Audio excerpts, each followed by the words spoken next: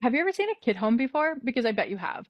And I'm not just talking about the big Sears name. I know they were probably the biggest name in the game, but they weren't the only ones doing this. They had a lot of competition from other companies such as like Aladdin, uh, Montgomery Ward, Sterling, Gordon Van Tyne. The list goes on. This goes all the way down to your local lumber yards trying to emulate this business model. Everyone was trying to get in on it.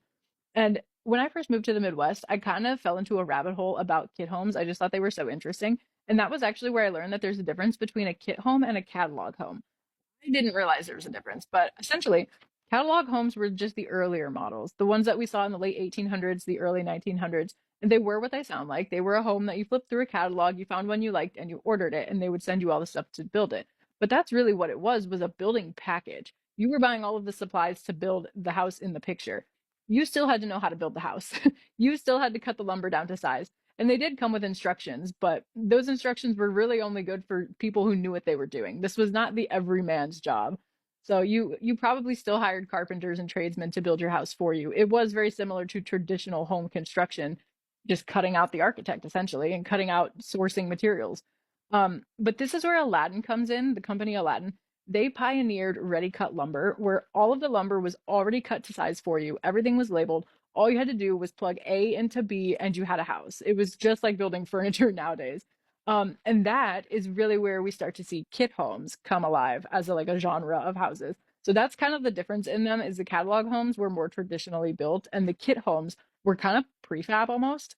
Um, but anyways, I just think that they're really cool because I used to live in one and I used to live in a neighborhood full of them and it looked like little Monopolyville. I thought it was so cool. And that's another rabbit hole that this will take you down is everywhere where you see a pile of these kit homes, they have a unique story as to why they're there. It was either a quickly growing suburb and you just needed housing fast. Everyone wanted to move in now.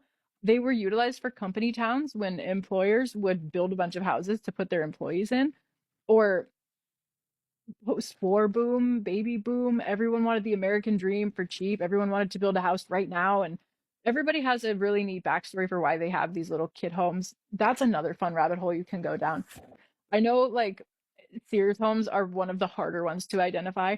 And I know like my house was one of the easier ones to identify because it came with a plate on the back wall that said the company's name.